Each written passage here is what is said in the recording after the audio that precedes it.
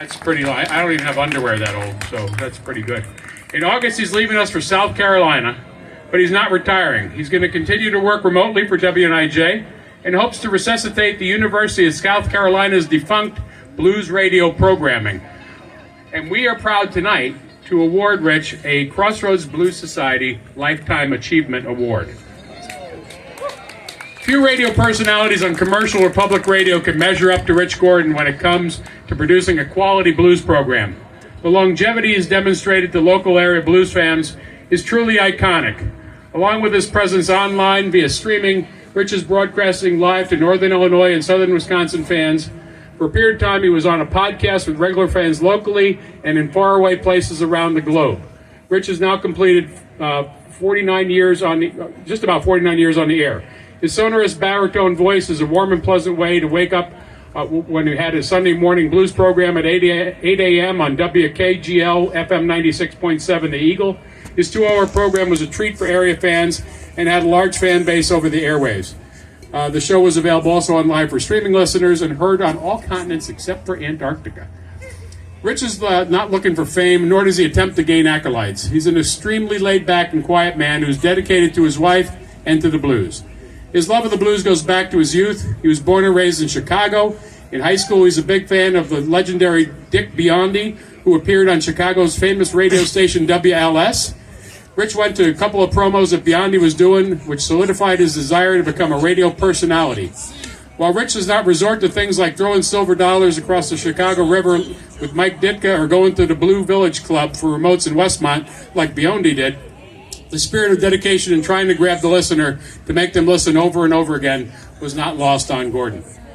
Back in the day when people would come over to his house and they would listen to the radio to enjoy the latest hits, his friends often told him he should be on the radio. After repeated urgings, Rich called Dave Bavito at WDEK and asked how he could get his start on the airwaves. Dave told Rich that some folks go to school to learn the mechanics of radio, but the key to success was to find a station that will hire you. He advised Rich that there are always stations looking for good part-time people, and that by being a part-timer would open doors and be a great way to get started. So Rich set up an interview with WRWC FM. He went in and read some news copy, got hired immediately, and Rich said, "I was very lucky to be in the right place at the right time." In the fall of '75, Gordon started at WRWC FM in Rockton, running the board for the Big Bill Chorus Big Band Show. Everybody knows where Rockford, just north of here, sandwiched under the Wisconsin border. Once he got his broadcast-endorsed FCC license, he went to Y95 in the summer of '76, doing weekly broadcasts. In all, Rich has been on 9 different stations over his 49 years on the air. Jeez. The impetus when he went to Sunday Morning Blues started out when he broadcast the Sunday Night Blues on WYBR in '87. It was once-a-month specialty show that alternated with a new music show, a jazz show, and a heavy metal show. As the people who did the other shows left, the Sunday Night Blues went from once a month to twice a month to 3 times a month and eventually to every Sunday night. After several years, it went from Sunday night to Sunday morning on WXRX FM. He's currently a blues host now on WNIJ FM in DeKalb, where he fills in on Friday nights, Saturday afternoons, and Saturday afternoon evenings. Right now on Saturday afternoons. The programs are 3 hours, as we all know, in length, and are broadcast and retransmitted regionally, streamed on the internet, where listeners loyally tune in for the blues from Northern Illinois.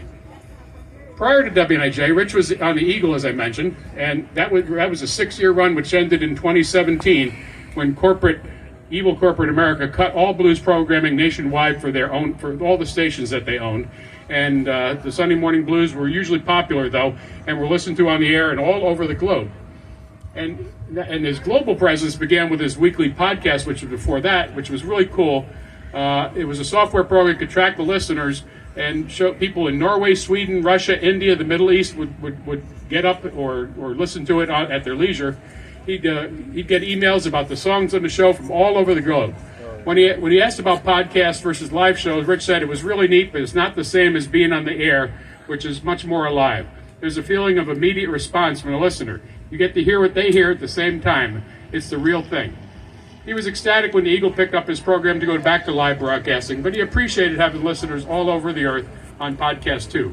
Lucky for him, the Eagle and now WNIJ is streamed for free and live on the internet, which allows Rich to retain some of his listeners from all over the globe and continue to grow his fan base. Rich commented about the blues on the radio being that it's a very small part of programming, it has a very loyal following.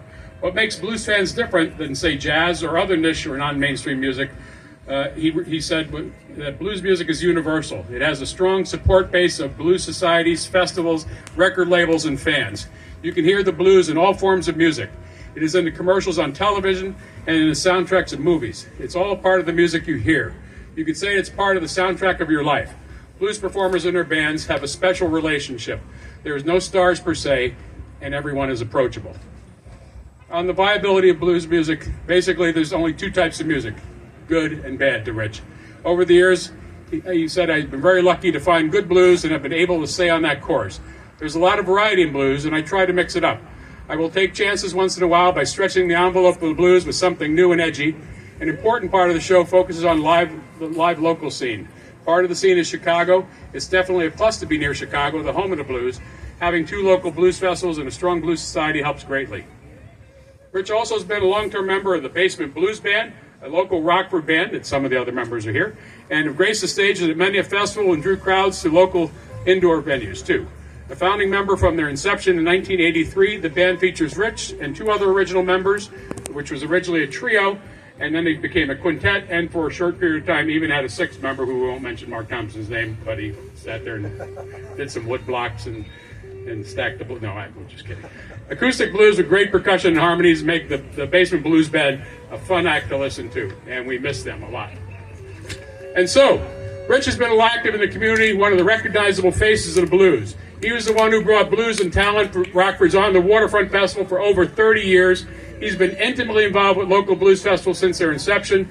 He has served on Crossroads Blues Society Board many times over the years and has been an instrumental part of our organization and the ability to keep the blues alive. You'll never see Rich without a smile on his face, and his broadcasts have put smiles on blues fans' faces for 49 years.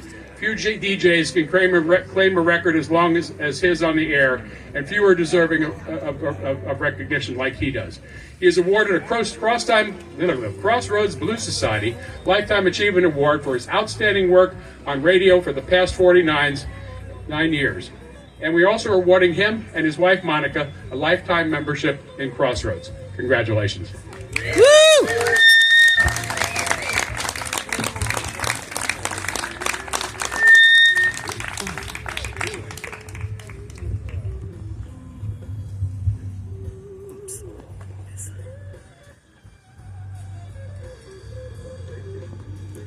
Aren't you going to let him say a few words?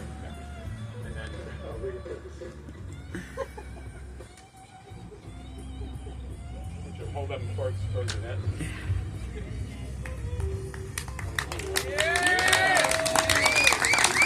Give him the microphone. Give it up for Rich Gordon and his wife for putting up with him for these 49 years, too.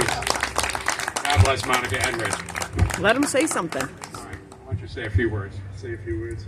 I won't say as many as Steve said. No, I want to thank everybody for making this possible. Like Steve said, being in the right place at the right time is what it's all about, and I've been a very lucky person because of that. The blues, it's everywhere. It's been very important in my life, and until he started talking, I didn't realize it was 49 years, but back in 75 when this all started.